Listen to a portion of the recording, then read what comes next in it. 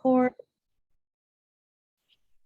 And I think, yep. So I think mainly, good morning. Yes, it's a Saturday morning, 8:30. You guys are all up. Congratulations for being here. Thank you, thank you. So I am Professor Arellano. I don't know if I have any of my students here. Those who don't know me as Professor Arellano, I'm Yadira Arellano. I'm part of the Teach Collaborative for the LA region, and we do put together these professional development workshops. We have a phenomenal speaker today, and I will let her introduce herself.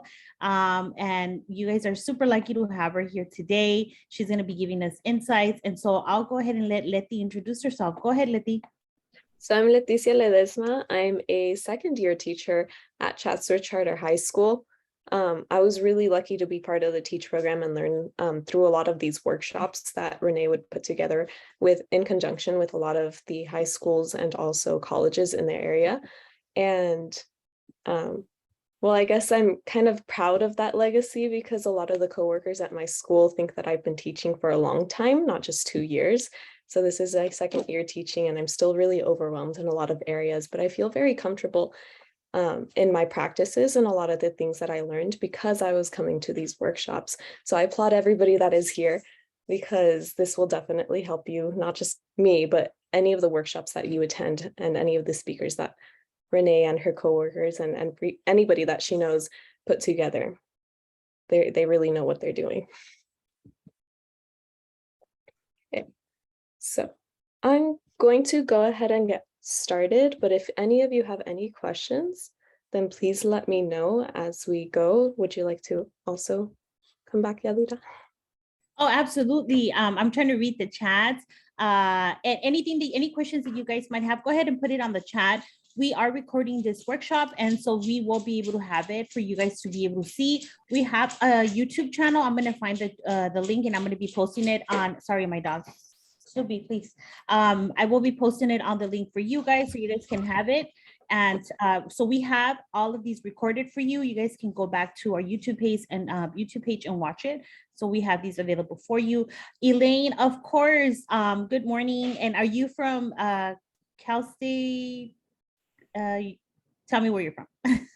Hi there. I'm from California State University, Bakersfield, in the Child, Adolescent, and Family Studies Department. I'm the chair there. We've changed our name to Human Development, Child, Adolescent, and Family Studies. Yay. So I'm looking forward to getting some information to take back to my colleagues. So thank you so much for the invitation. Oh my God, absolutely, Elaine. We are so, you know, you guys, just so you know, Bakersfield is completely, we admire you guys, the college and the pathways, just completely in education. Because, you know, you guys have a phenomenal, Bakersfield College has a phenomenal pathway in education, and I know it feeds right into you guys' university. So we are in awe on the work that you guys do, believe me. So I don't know the information you'll take back, but we are, we have a lot of workshops, and we are super excited that you're here. Anytime that you want to collaborate with us, let us know. I don't know, are you part of our TEACH conference discussions? No, I'm in the Human Development, Child, Adolescent, and Family Studies Department. I'm the chair of that department. So we act as a feeder to the teacher ed program. Students have to get an undergraduate degree first before they can go to get a credential. And ours is one of the pathways. Oh, no, absolutely. No, but we put together, I don't know if you've been to our TEACH conferences for LA. So we do it every year. You should be part of the discussion. We're going to have a meeting coming up. I'll get your name and email, and then I'll include you on because what we do is we collaborate with universities and colleges, and then we do this whole conference that we put together. Perfect. Yeah, that would be great. So this is a great workshop. We have everybody here. So I'm so super excited, Elaine. Thanks so much. I'm going to just turn off my camera because internet connectivity. Yes, go ahead. All right, everybody. Letty, I'll let you go ahead and take it. I will be online for anybody that needs questions. I will be chatting and I'll let Letty take over. And I was also going to clarify because I got a question in the chat. I do teach English. Right now I am a 9th and 10th grade teacher teaching English at Chatsworth High School. But if you have any questions about child development, I've also been in the program, and I've studied classes on child development, obviously, through the credential program. My sister is also a major in child development, so I'm pretty attuned to some of the things that you might come across. So I'm going to go ahead and share, present. So this segment was or is lessons learned in distance learning and in-person learning. So this was meant to be kind of showing you the perspective of a first-year teacher in order to kind of get to know the profession and get you ready with a couple of tools that you can take away with or come away with. On the agenda, I'm kind of created these slides similarly to how I would my classroom. So I always have an agenda posted in the beginning of my slideshow. This agenda says distance learning and in-person learning, and then in some. I will make the PowerPoint available. It's pretty short. Okay, so distance learning, the benefits of in-distance learning, the benefits of in-person learning are also interwoven because I found that a lot of it transferred over. But distance learning, what I recall whenever I think about it is the power of technology. We wouldn't have been able to do anything had our technology not been available and had we not the resources to be able to continue teaching during this time period. Also, the forms of communication that we had, not only with students, but also with parents, it was very different to the forms of communication that you have in-person teaching, but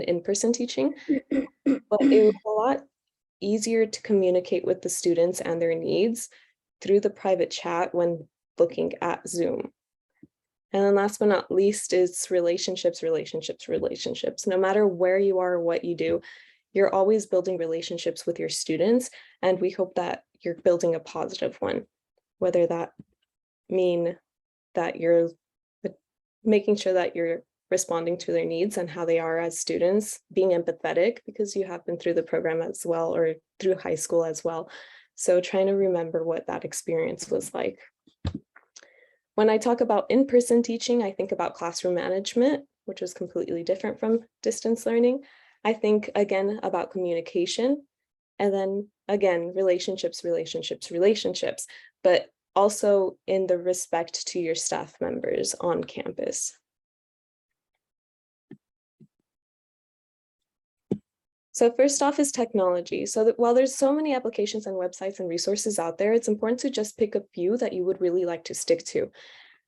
It's really hard to teach students how to use technology when you're not right beside them. And I found that lesson through distance learning.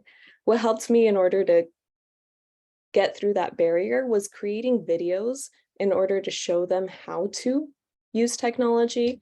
And that was through the use of applications such as Screencastify, or I really like the application Loom.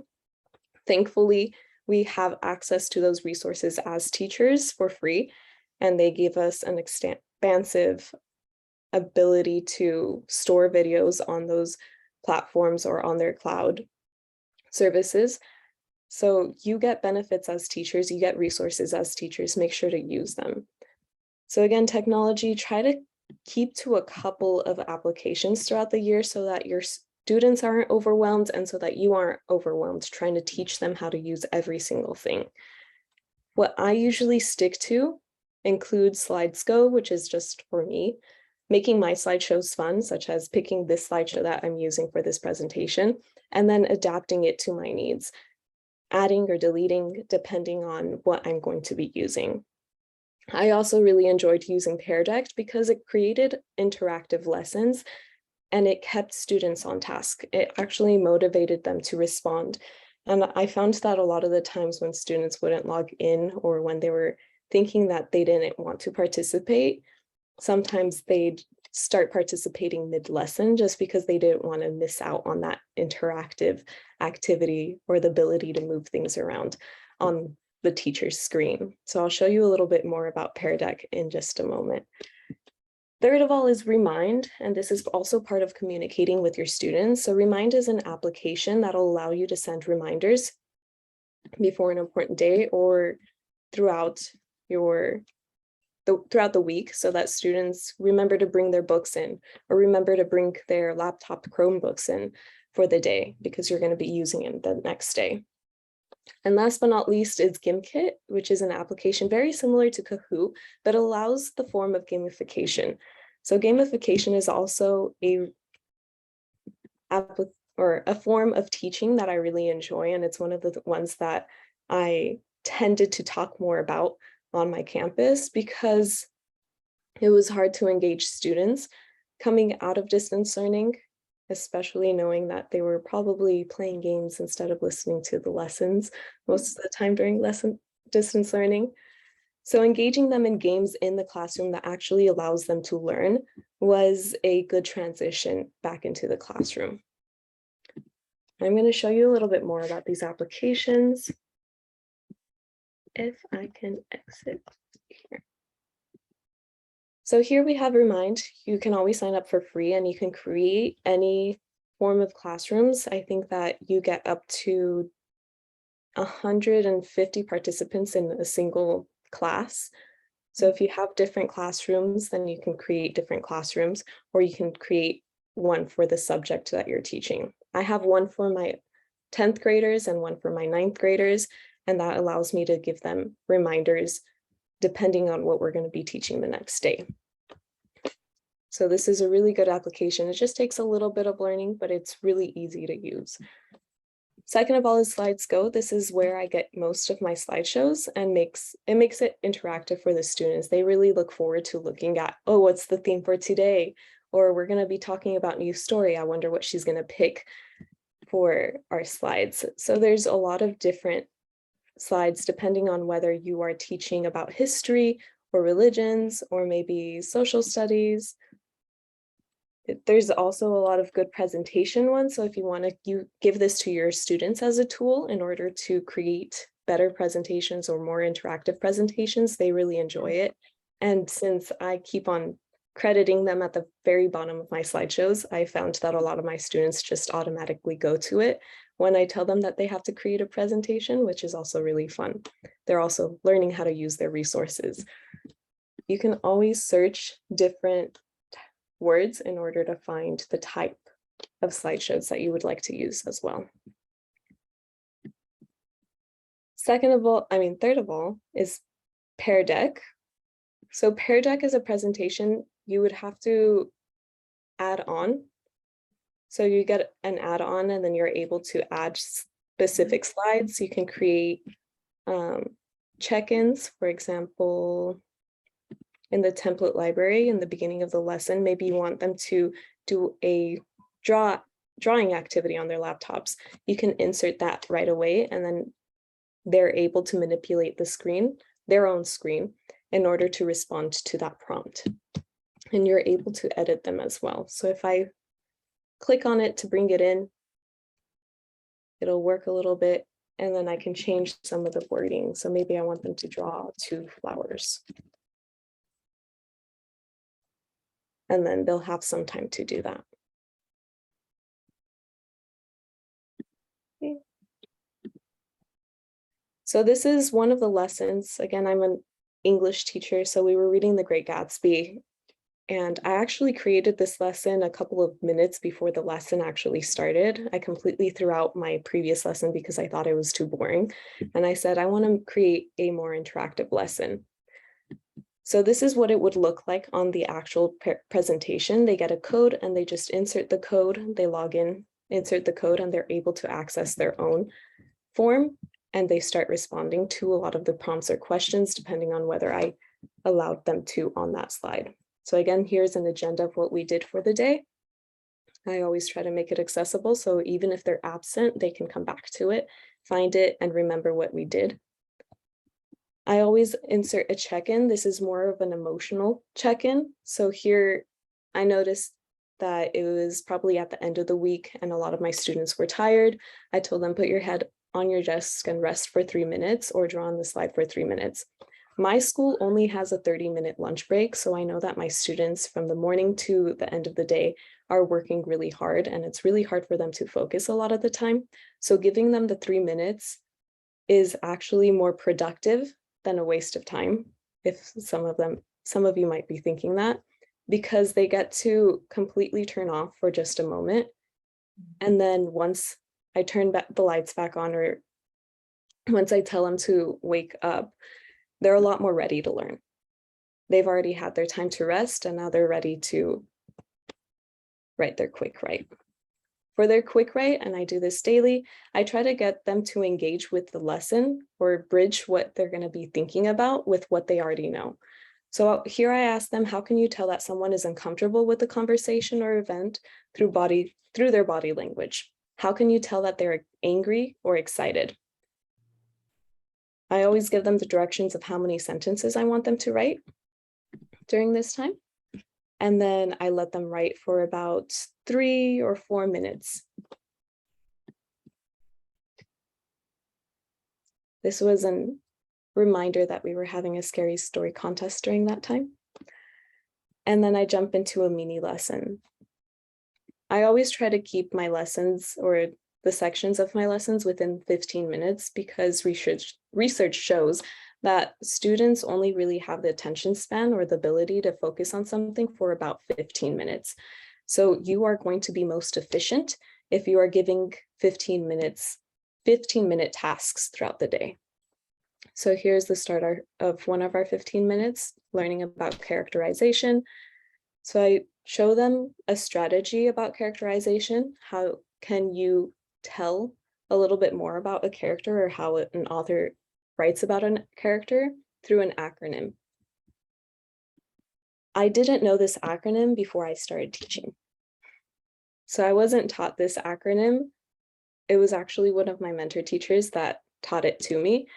And this is an important lesson to talk to your coworkers, talk to the people around you, create a support group in order to share your ideas and really understand what's the best way to teach students. It's also okay to take lessons from teachers pay teachers so that you don't have to feel like you're reinventing the wheel all the time. So this was a really good strategy that I learned from one of my mentor teachers, and I keep on teaching it every year too. So this is going to be my second year teaching all by myself, but in my first year of student teaching, this was really a game changer. So speech, thoughts, effect on others, actions, and looks, and then I allowed them to do or to try to see how they could identify these people based on their emotions or what they were doing. And here you'll see the little pear deck. It means that they can write on the slide, and their responses are still logged. So I still have access to a lot of their responses. So the first one, they say annoyed. The second one was sarcastic. The third one was mad. And the fourth one was feeling himself. He was very proud to be himself. Or seemed a little excited because he's winking.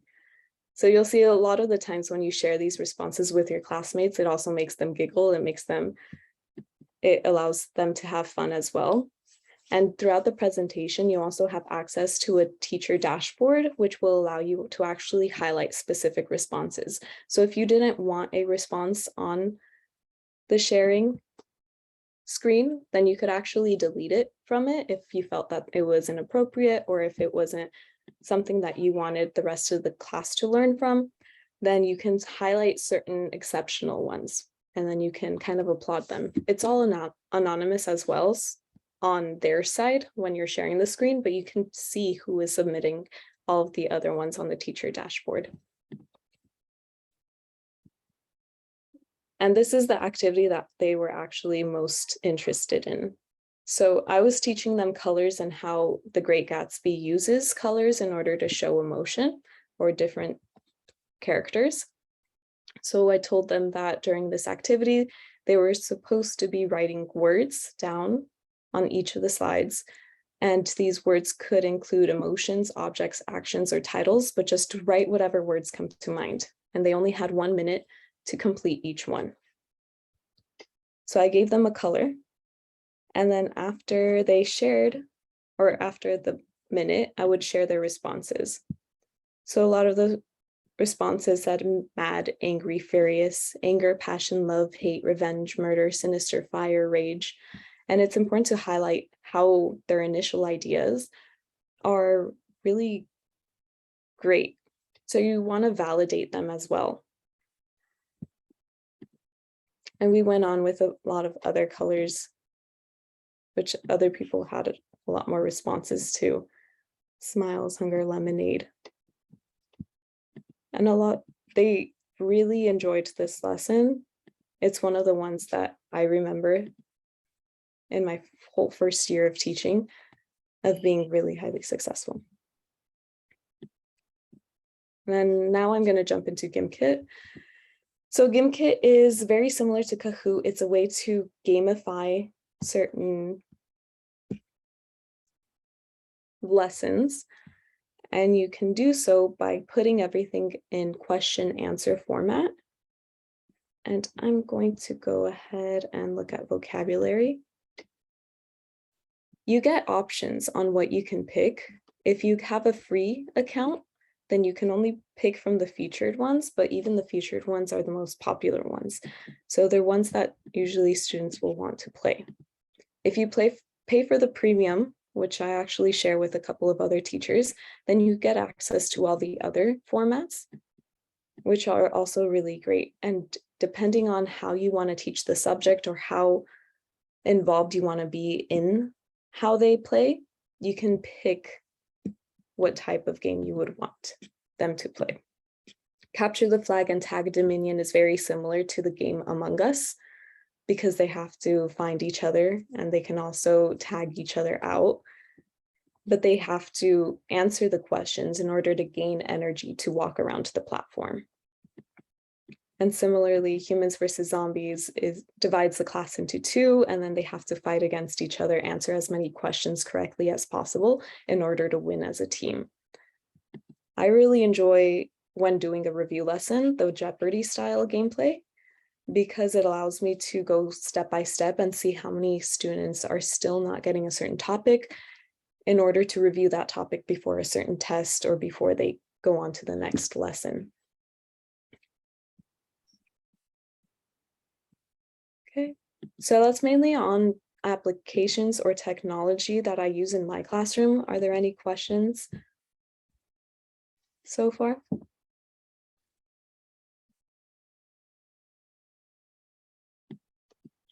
Raymona? Yeah, I had a question. Sorry. Was it hard to keep your students more focused once you had included the gaming into your classroom? Was it hard to keep the students in focus when I introduced gaming into the classroom? Yes. It was after a while. So one of the things that I noticed is as long as the students are interacting with each other or they feel like they can compete with each other, they're much more open to playing the game. I like GimKit because a lot of the time these applications allow you the use of strategy over knowledge. So you can actually win GimKit by not answering too many questions correctly, but just enough, because they're giving a certain amount of money that they can use for power-ups. There's also a lot of students who don't like to use their money for power-ups and they just like to see how well they can do on a test. So they answer as many as possible. So that's the great thing about GimKit, is that it can adapt to whatever the students are needing or whatever they would like to get out of that gameplay. Do they prefer to play the games or more, or do they not want to play the games? I mean, how do you handle all that? For the most part, they do prefer to play the games, especially as a review lesson, because I tell them you can either play the game or in order for me to be able to see how you're doing, because I review the reports in order to look at what the next lesson might be. Or I tell them the other way that I can test your knowledge is through a quiz.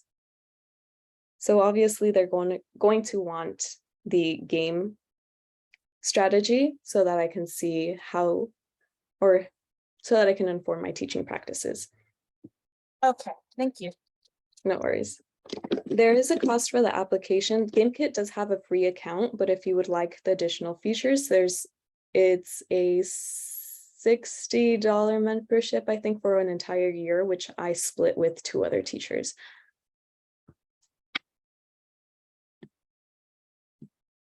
And then is there another question?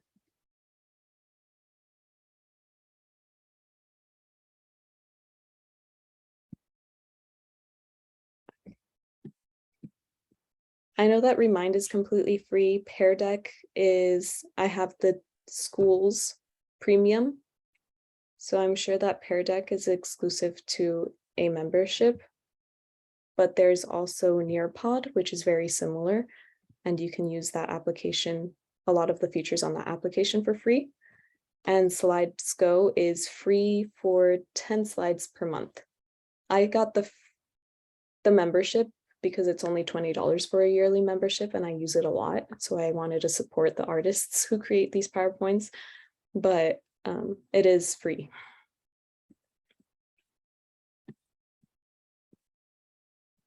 Okay.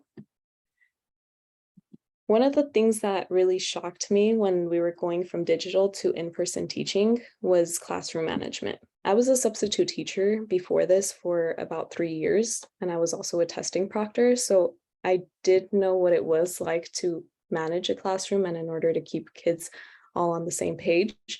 Unfortunately, somewhere in between the transfer between digital and in person, that all flew out the window. So digital teaching, a lot of the classroom management involved muting, turning videos on, trying to get the students to not be a brick wall on my screen, but actually trying to see their faces. And if there was ever anything wrong, to call home right away. And I knew that their parents were usually in the same home so that they were able to help the student if the student was doing something that they weren't supposed to be doing on the other side of the screen. Or if I saw that they were unresponsive, maybe they were playing a game on the other side of the screen, I could call the parents right away and try to check in. Hey, is your student okay? I'm not sure whether he's passed out, sleeping, or playing games. So that was one of the nice things about digital learning. It was also still worrisome though. When it came to in-person teaching, I found that we were teaching students not only about school, but also how to interact with each other again. Because for a long time, for 2 years actually, in their developmental years, they weren't able to have that social connection to a lot of the other students, and social spheres really collapsed. So when they came back to class, they didn't know how to interact with their peers. They didn't know what was appropriate to say in real life situations. And I would have to say that is not okay. We do not talk to our peers that way. If you are feeling this way, then you should actually interact with them in this form. They also didn't understand that a lot of the times having a conversation that was off topic in the classroom was not just distracting them in the conversation, it was also distracting everybody in their vicinity. So making sure that to communicate that that's what was happening, and hey, I really need you to be quieter and also stay on topic because the people around you can't focus when you are talking in that way. There's also the discipline system. So each school has a different discipline system. I would advise that the first thing that you do is try to find that discipline system and enforce it if you need to. So there's a lot of steps to take in order to enforce some of the things that happen. And a lot of the times, if behaviors are really bad, those certain steps can be skipped, but other steps cannot. So in order to make sure that the student is gradually learning from anything that they have done, you have to make sure that you're enforcing the discipline system, whether that be a one-on-one talk with them or talking with their counselor and them present, or calling their parent. So again, every discipline system is different, but it's really important for you to know the discipline system and to be able to be ready to enforce it if there is ever any situation. Any questions on classroom management so far?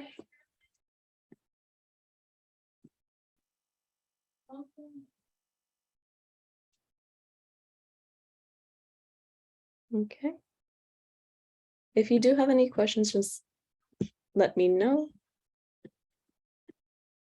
One of the things that I really liked about distance learning was the fact that it was easy for students to communicate their needs in a private format. So in Zoom, there is a private chat feature that makes it easy for students to reach out without feeling embarrassed about their questions. And I found that highly beneficial when I was digital teaching. It was something that I never experienced before when I was substitute teaching. And it was one of the things that I really liked. And I'll get to the question that I just received in the private chat as well.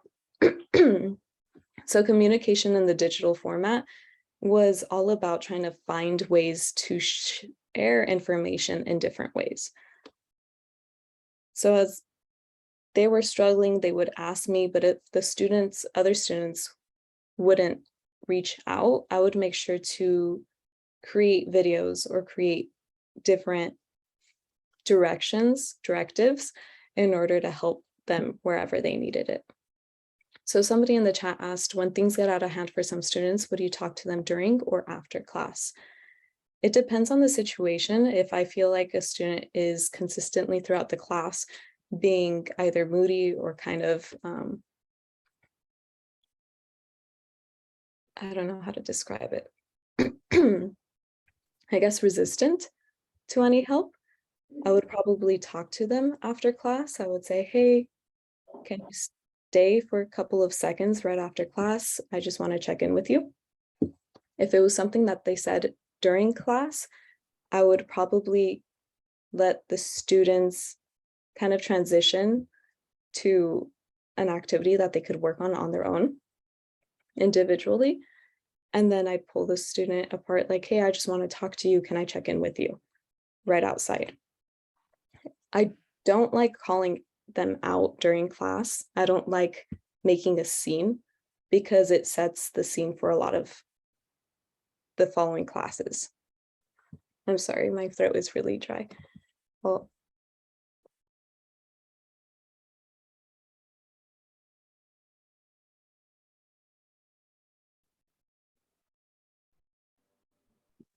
so what I found most beneficial was actually to check in with them privately and talk to them before addressing a certain thing. If it was something that was really out of hand, then I would address it with the whole class. Hey, that's not okay for somebody to be doing that, but we're going to work on it together. I hope that helped. So when it came to in-person communication, and this is kind of on the hand of the question as well, you have to be attuned to look for your students' behaviors and try your best to understand them. So staff relationships and communication is also important. One of the things that I noticed is some of my students would sometimes come to class very moodily, and it was sometimes they would take it out within the classroom in different ways. Either they threw their backpack on their desk, or maybe they were laying down for a long time and they didn't want to do their work or look up. And sometimes all it took was me walking over to them, just slightly either tapping on the desk or tapping on their shoulder and asking, are you okay? And in one particular moment, the student looked up at me and he said, yeah, actually, I just didn't get enough sleep last night.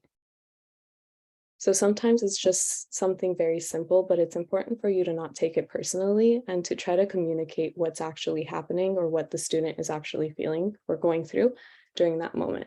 And sometimes they will open up and there might actually be a further problem. It's also important to be in tune with other staff members in order to address some of those problems.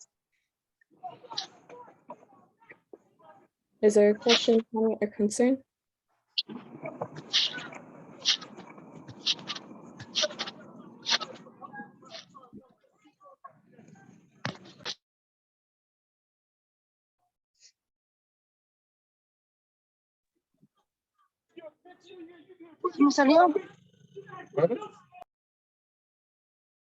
Okay.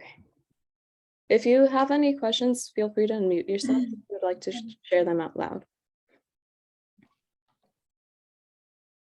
Does anybody have questions? Maybe some of my students, Letty, I think it's phenomenal, all the resources that you have been providing. I think one of the key points that you pointed out that I actually wanted to kind of point out is the not taking it personal. I think I have students here from my EDU course, and this is Introduction to Education.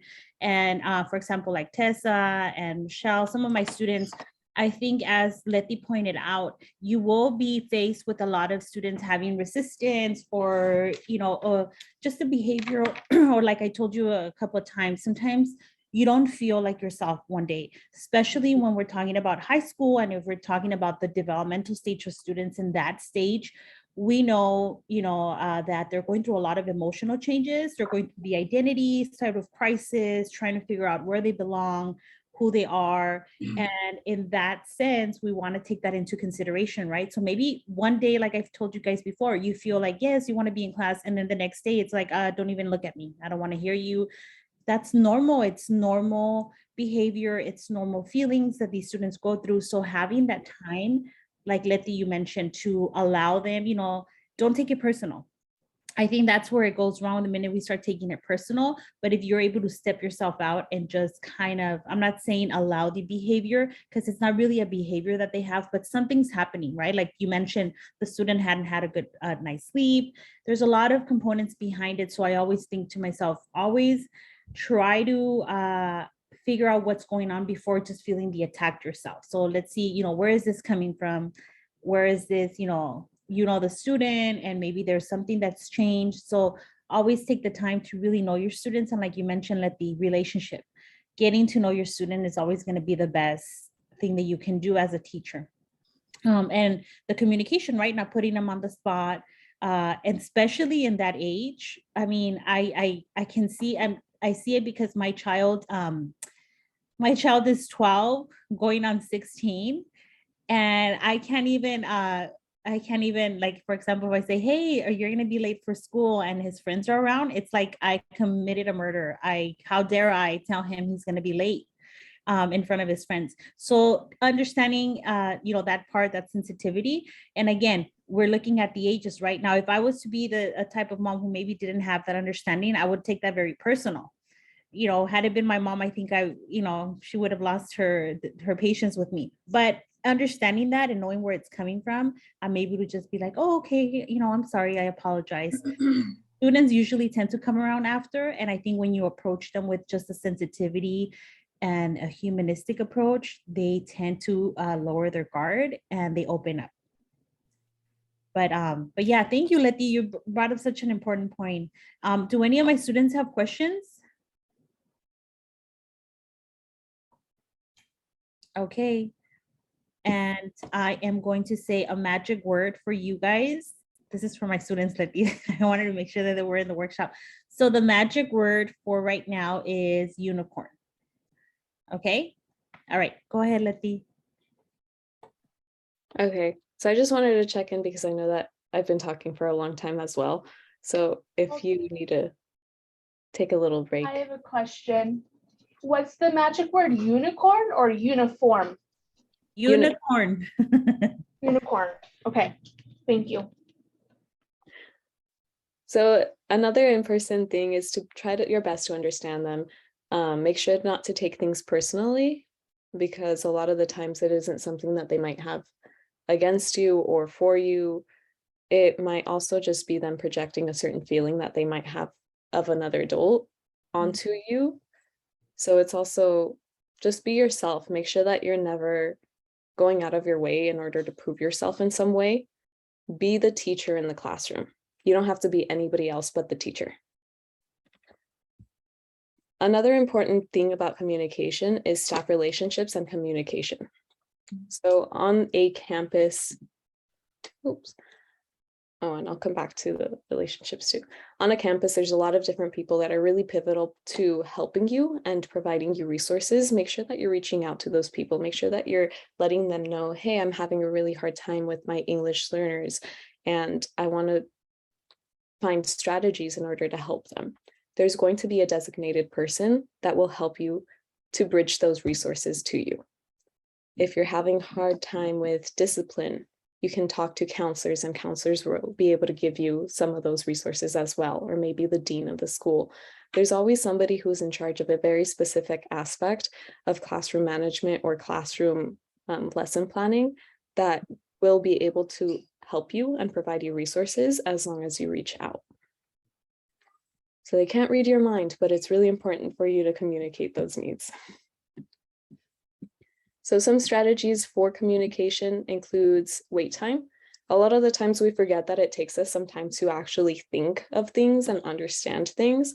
So it's important to use a timer to give students small breaks in order for them to fully understand a concept or fully understand how they want to respond to a question. Whenever I give them a question out of the cold, I always tell them, I'm going to give you 30 seconds or I'm going to give you 2 minutes to think about it and write it down. And I don't take volunteers until those 2 minutes are up. And I think it's really important because if you do take a volunteer before that time is up, it makes other students feel like they're not as ready for the classroom, or it makes them feel like somebody else might be smarter than them in the classroom. But I allow them to also understand for some of us, we're going to have more complex ideas and it's going to take us a little bit longer to put that down on a piece of paper. So we're going to honor that time and give you that time so that you can fully understand what you want to say. So wait time is a really pivotal point in my classroom for that specific reason. Another thing that I try my best to practice, it doesn't always go the way that I want it to, is the 1-to-4 ratio.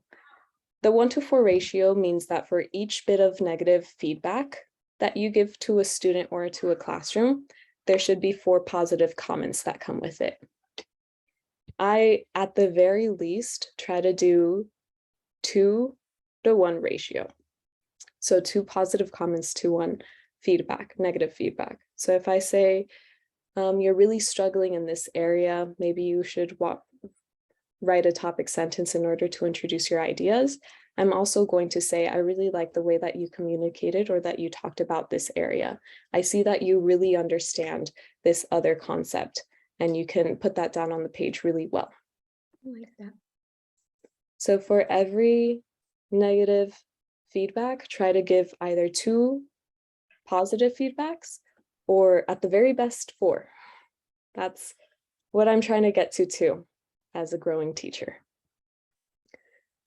Another option is be flexible, so students learn and work best in different formats. Give students choice in projects. A lot of the times I offer them choice boards so that their final project, whatever it may be for the unit, has to go along some guidelines, but I also add an element of creativity. So you can present this project, you can present this essay with a painting, with a drawing, you can present it in a presentation. So I try to give them the choice in how they're going to be presenting their ideas by giving them that ability. And that's been really successful. I still feel like I need to iron out some of the issues that I find with the way that I present that. But so far it has been, I would say 70% successful. There's some students that kind of struggle and just want to turn in the paper, and that's perfectly okay as well.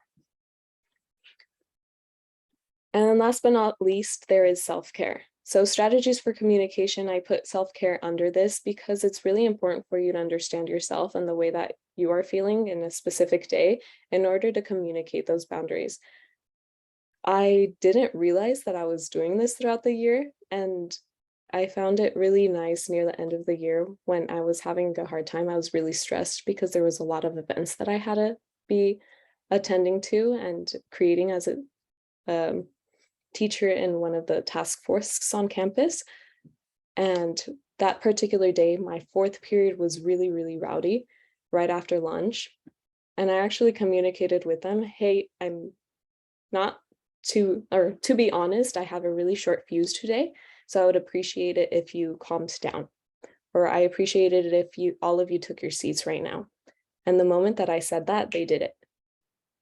So just advocating, not showing weakness per se, not letting them see that you were at that point, but saying, today I'm not feeling very well and I don't want to take it out on you. Please be a functional classroom right now. Allowed them to do that and to kind of settle down. They were still a little bit rowdy, but they were a lot better than before. So it's about communicating boundaries and making sure that you're enforcing the classroom rules and expectations that you set for them at the beginning of the semester or at the beginning of the year. This one's along the lines of staff communication. So remember to ask for help, connect with those people that can help you. Support system, make sure that you find your support system, whether that's a group of teachers that you can relax with during lunch, the janitors that sometimes swing by after class in order to clean up your classroom, or even your significant other that you go home to and kind of vent your frustrations with. Remember that it's important for you to have a support system in the same way that you try to be the support system for your students. And last but not least is the office manager. The office manager is a very important person on any campus, and that goes through different districts. I've worked with different office managers at different schools as a substitute teacher, and I've worked with the office manager at my school as part of a different district. So I'm now working for a different district than I did when I was substitute teaching, and it did not change. The office manager is one of the most important people on campus. They are basically the secretary of the school. And if you have any question, any problem, they can connect you with the resource that you need. So they can tell you, oh, you're going to need to talk to the counselor for that.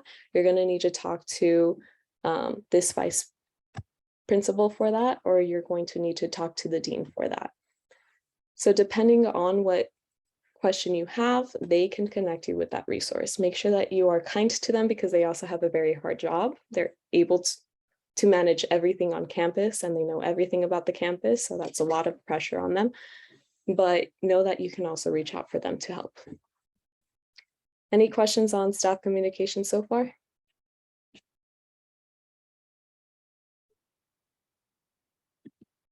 Or any part of the presentation at all?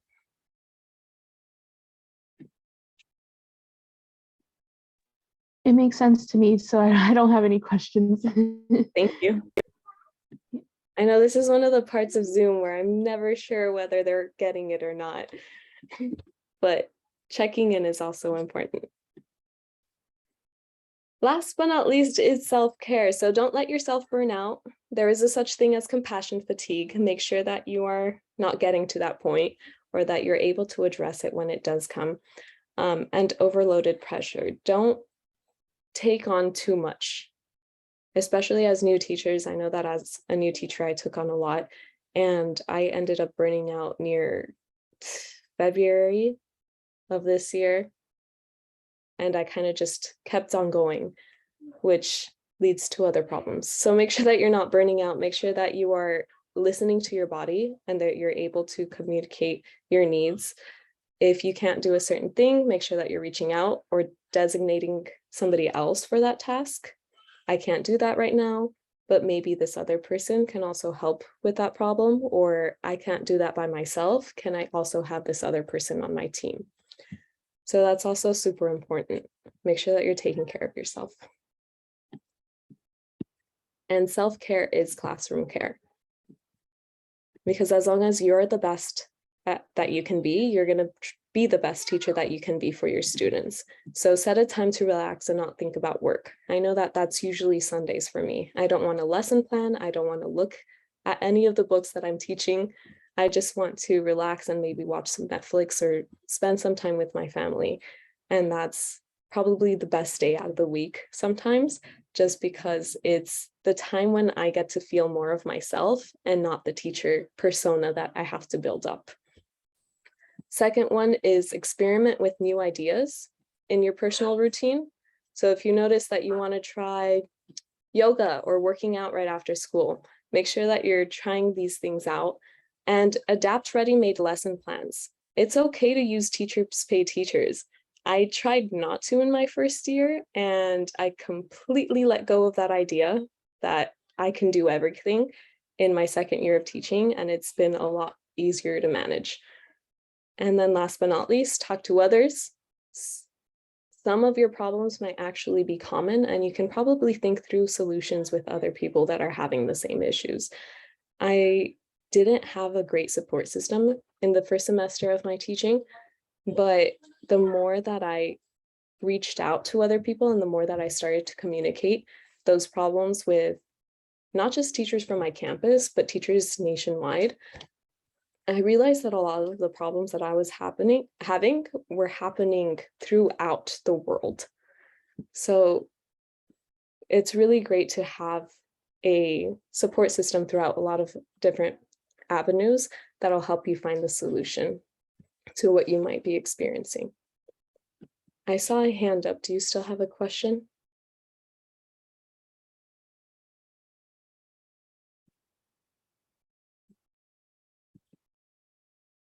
I think it was Charlie. It's okay if you don't.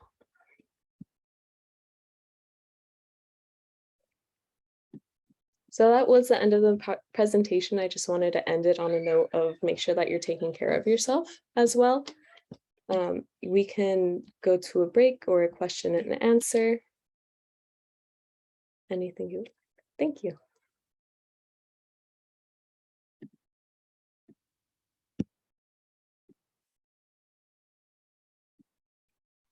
I think it was a phenomenal presentation, Letty. Thank you so much. I think you did point, you touched base on a lot of important points, and I think one of them, and that I really liked, is the ability to be vulnerable with your students. For example, letting them know exactly how you're feeling.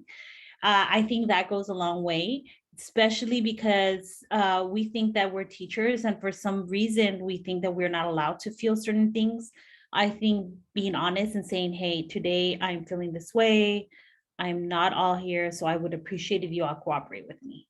I think having that and allowing your students to see you as the person and human that you are completely shifts your classroom. Right. And it's always like what you're comfortable sharing. You don't have to share everything, but what you're comfortable with sharing, and, you know, what is appropriate as well. Yeah. And so it's really hard to not be like the rock in that classroom, and actually showing just a little bit of vulnerability, because you still have to be their teacher. You still have to be in charge, and you still are liable to a lot of them, to all of their safety. But communicating that as well, like, I can't let you do this because I am your teacher, and that's not appropriate right now. You shouldn't be trying to climb onto your desks, is really important to show that you're responsible for them and that you can't let them do that. Absolutely. So I think, yeah, those are super important points. I think that that sometimes we forget, we forget, or we think like, oh, because I'm the teacher, you're not supposed to be human and have things happen to you. So it was phenomenal. Thank you. Any questions for Letty? I'll put the slideshow in the chat Wonderful. so that you still have access to it if you ever need it. I'm also free to send it whenever. Oops.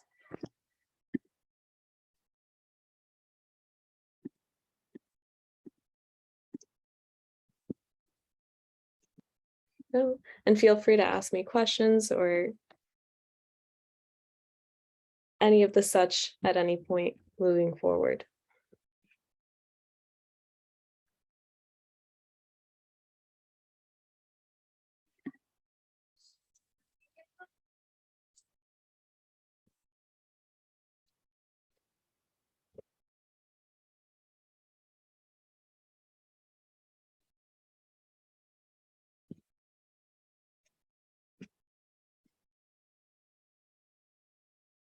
And again, this is just the perspective of a new year teacher or a person who has been teaching for 1 full year.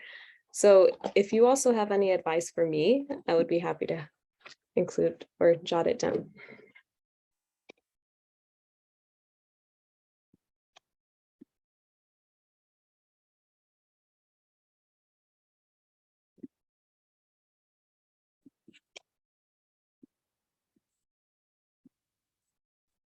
I am going to be the, sorry, Letty, I feel like I'm taking over your workshop. I just think it's phenomenal. I think it's phenomenal, but I am more excited about for my students. I think for, to be able to have this perspective of a new teacher. I think a lot of the times, one of the biggest things is when you go out into the field, and I actually do want to, I have a question, maybe you can help, answer it. What was the what was the most difficult thing, or like the thing that was keeping you up at night before you started teaching? Like when you were going to go into the classroom, what is the one thing that you were like worried about?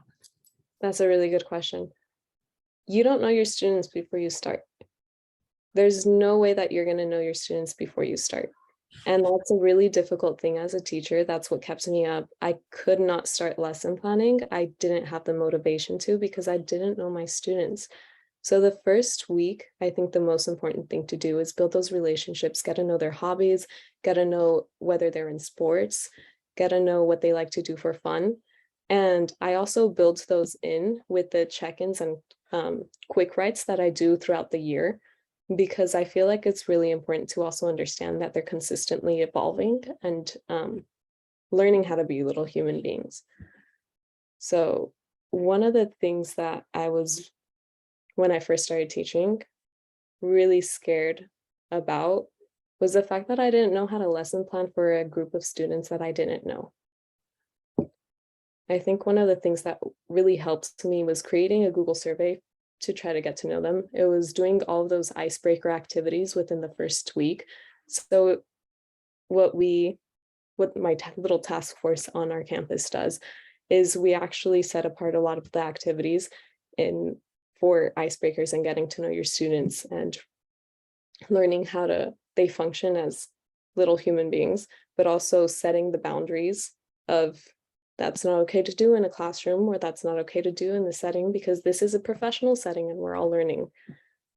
So meeting between those two boundaries. Thank you, Letty. That's phenomenal. I think Elaine's question is phenomenal. I don't know if you can read it or I can read it for you. Yes, I can read it. So we have witnessed increased concerns with mental health. What have you seen teaching over this year? I've seen that it's really hard for students to focus. A lot of my students stopped coming to class, or they only came to class maybe a week here or a week there. What was really pivotal for some of my students, because they would also skip a lot of their classes, was letting them know that my classroom was a safe space for them, that they were going to learn in my classroom if they were in my classroom, but that if they ever were having a hard time, they could come to me.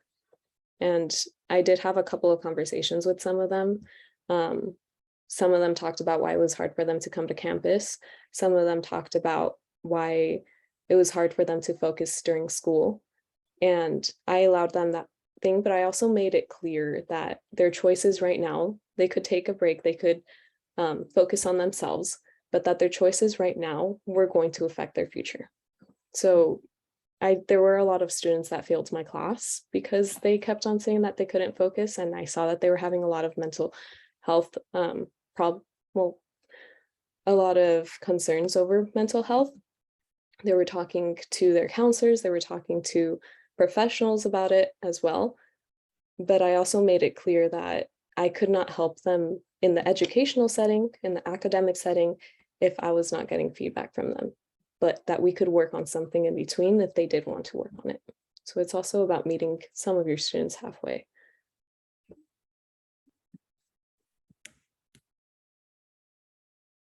And I also have somebody.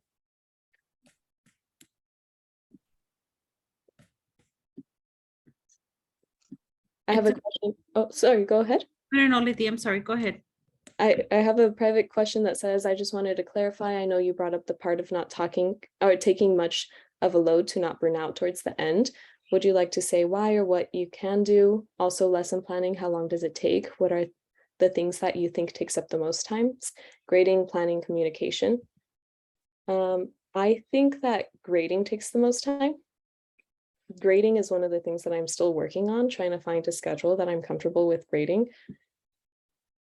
You also have to think about the activities that you're giving out, whether they be worksheets, whether they be tests or quizzes, or how you're assessing their understanding and how you're giving feedback. So this year, I want to focus more on giving feedback, positive feedback for things that they're doing well. And that's through notebook checks and saying, hey, I really like the way that you're organizing your notes. I like the way that you're jotting down ideas. But again, it's very different, and you have to also understand that for whatever assignment you give out, you're going to have to grade 30 or 140 of those. So make sure that you're not overworking your students, because you're eventually going to overwork yourself. Another thing that I was going to say is burning out. Burning out also had to do with a lot of the things that I was in charge with, because I was in a magnet school. We have a lot more expectations. So I was hired into a magnet school, so we have a lot higher expectations, and we have to do a lot of additional events. And I feel like I took on a lot because we're still a growing team. So there wasn't very many people that could be designated to a lot of the tasks. And I'm just happy that we're a growing team, and that now I have a couple more people that I can go to and that I can help, and they can help me. So I know that it was mainly within my first year of teaching that it was going to be difficult.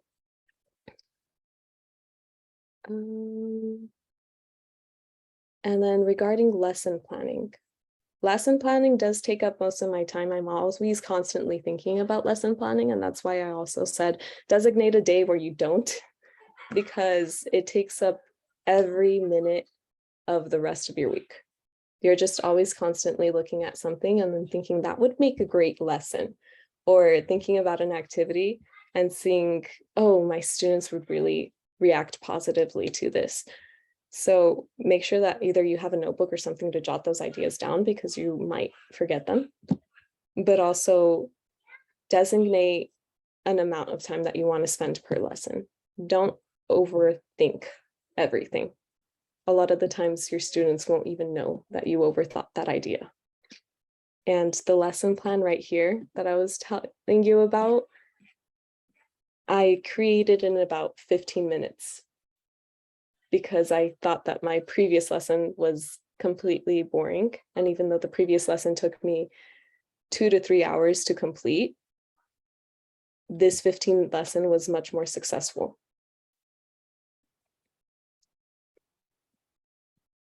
So I have another question. How did you decide on your career course teaching high school? I always knew that I always knew that if I went into teaching, I wanted to teach higher grade levels. Not just because I love the subject of teaching, but because I didn't understand English and how it was taught in my high school. I could kind of see snippets of here and there of, oh, this is important, but I don't know why.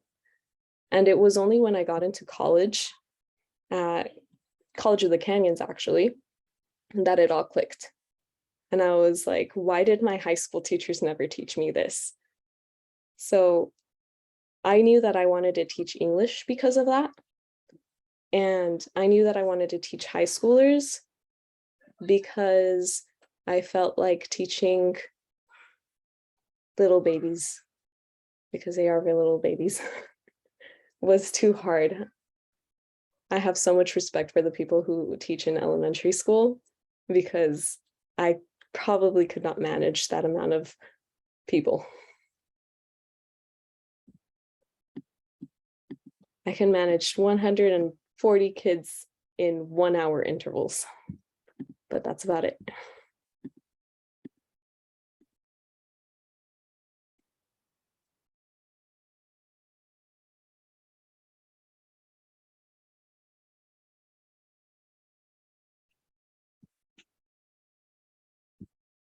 It was a hard decision, especially going through the Teach program and seeing how amazing all of the activities I could do with those kids would be.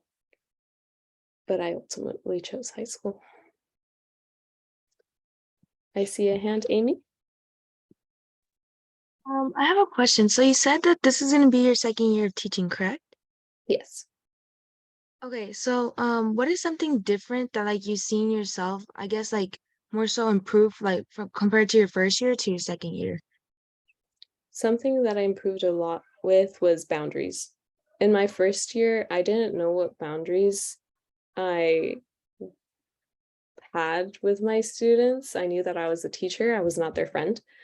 But a lot of the times I was very responsive to the students, and I didn't know how to, sometimes I was too harsh, sometimes I was not harsh enough. So I feel like this year I'm a lot better with that, and it just came with practice. And it's really funny seeing how I'm interacting with a whole new set of students because I feel comfortable with it now. Whereas my first year of teaching, I really struggled with it. So that's one thing that I Thank you. definitely improved on. Thank you.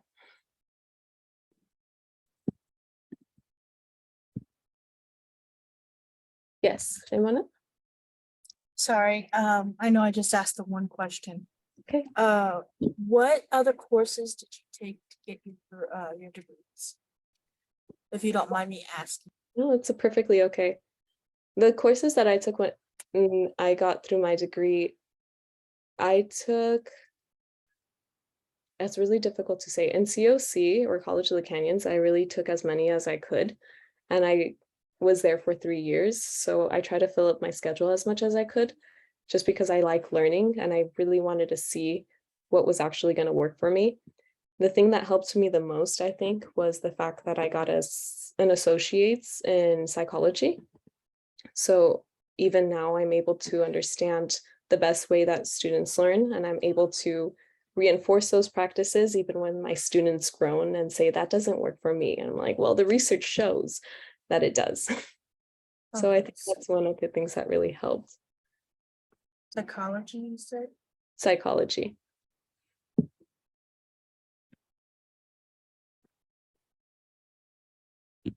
Okay, because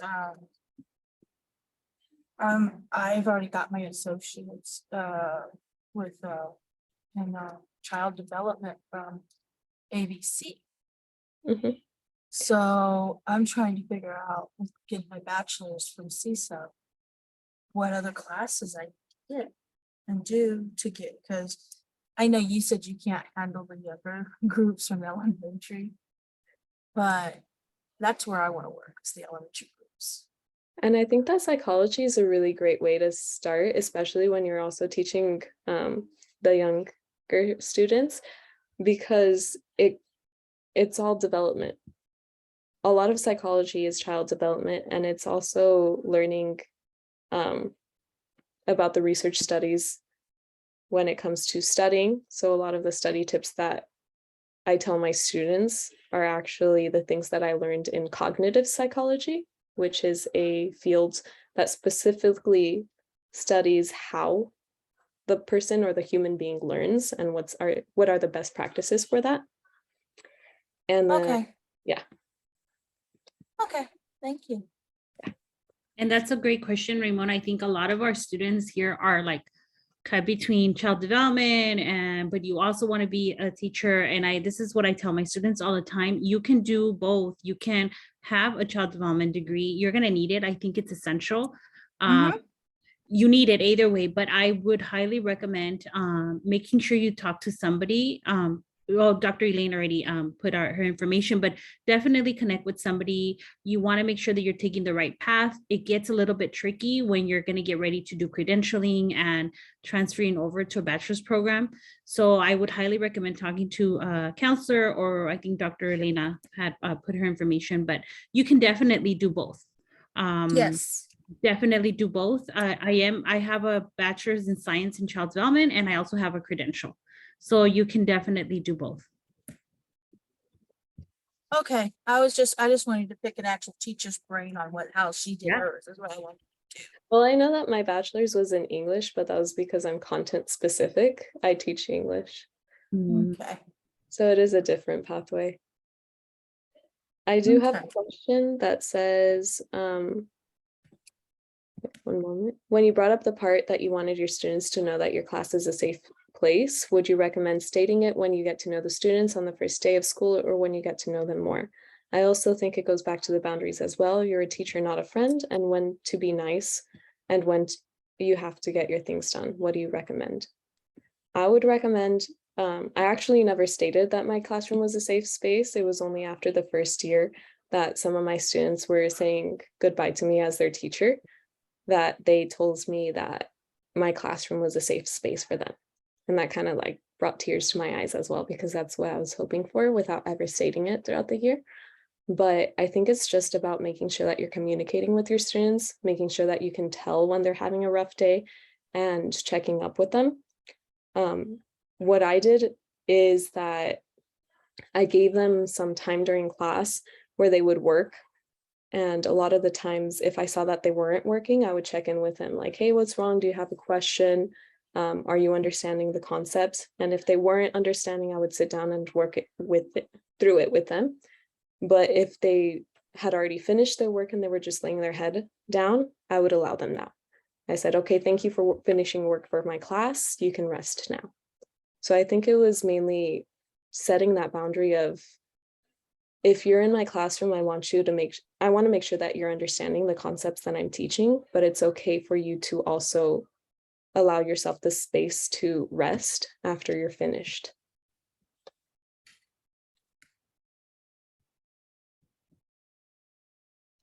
Another question, Francis? Yeah, I'm in the classroom right now as an assistant to an early ed. So we have the young group. So we have the 2 to 3 year olds. And I feel like as an assistant, I always like form a relationship with my little ones. And when you do form that relationship, and when we have little rambunctious ones because they're 2 and they're all over the place. But when you do form that relationship and you ask them to stop or it's not okay, they right away they know that you have a relationship, you meet their needs all the time. So we're kind of like the foundation of the ones that are going to be in your elementary level, your high school, but that having that relationship and building that trust with the children, eventually in time, like your classroom runs so smooth once you have that feelings with each other. But I just feel like we're like the beginnings of the foundation. So those that go into like, elementary and high school, they remember those teachers when they were younger. And I think it kind of like clicks, right? We all kind of work with each other. It's nice. Thank you. Thank you. And I really appreciate your work. I know I have a couple of nieces and one just turned 2 years old, one is 4 years old, and one is 5 years old. And communicating with them why it's not okay to do certain things. Like I try to tell them, hey, it's not okay. It makes us hurt, or it makes your sister hurt. So make sure that if you need something, you're letting me know with your words. Like, let me know with your words. And a lot of the times we forget that, even especially when we're having a busy day or when we're really stressed. But it's also important for us to take those lessons and say, hey, I'm not having that. Like I might have a short fuse today and it's not your fault, but I would really appreciate it if you could work with me today.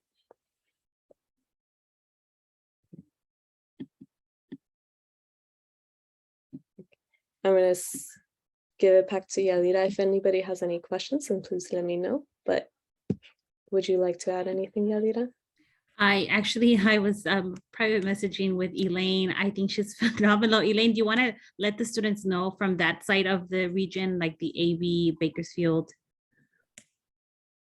Yeah, sure. Thank you so much. I just wanted to let you know that we do have a feeder program. So at AVC, if you go to the campus, your campus actually, just next door is CSUB AV. And you can speak to either the professional advisors. They know all the programs at CSUB, so they can direct you to the one that works best for you. Or you can actually speak to either Dr. Leah Anton or Dr. Alexander Reed, and they can assist as well. The idea here is really to see what your final goal is and to provide you with the steps and directions, like a roadmap or an academic plan to get you to where you need to be or you want to be. But the more people you speak to, the better, because you hear different things. And I find that way students actually get a larger picture to be able to make, the steps towards what uniquely is what is going to make them happy. And in any profession, you really want to do something that is going to bring you joy and passion that you have for that subject or that area, because otherwise you can burn out very, very quickly. You know, and I don't want to self-promote, but if anybody is interested in special education, our department has a CSPED, which is both a CABS degree and a teaching credential in special ed. And right now there is a huge need for teachers in ECE special education, and very well paid. And every single student that we've had in that program has had a job even before they graduated.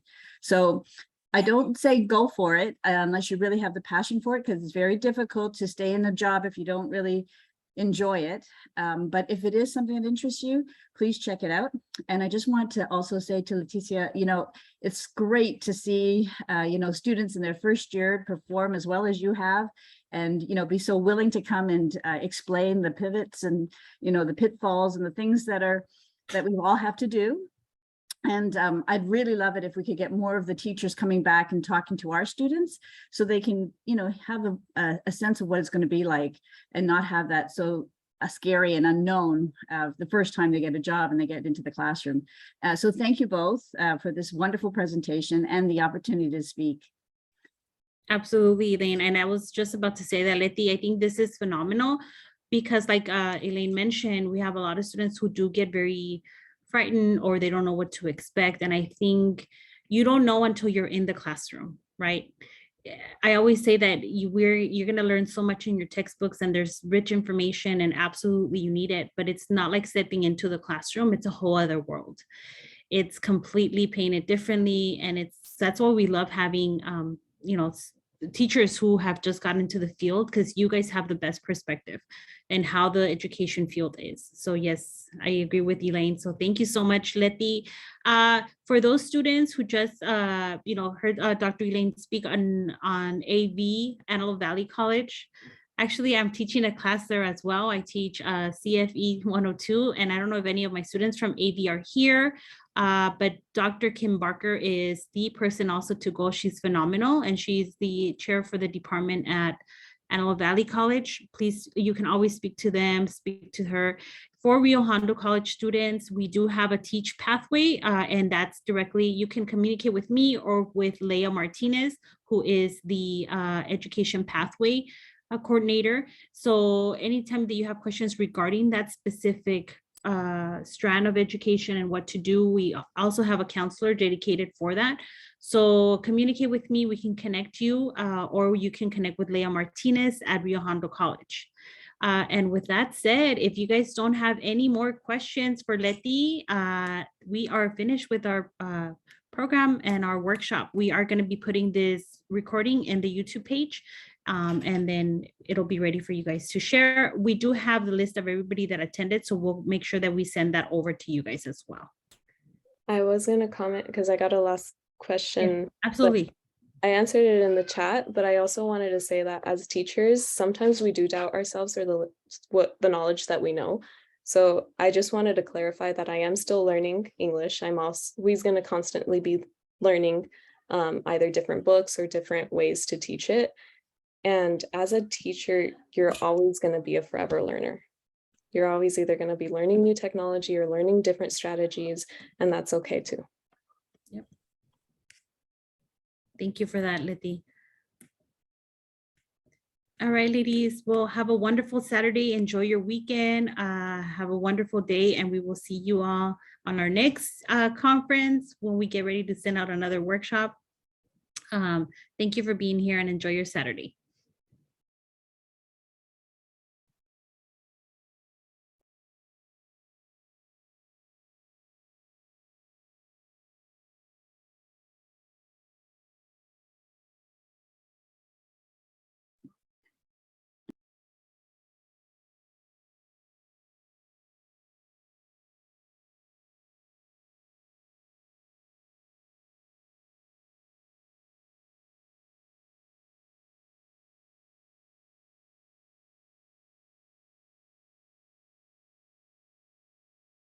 Ruby, I'm not understanding your question for the CPTP. Let me stop recording.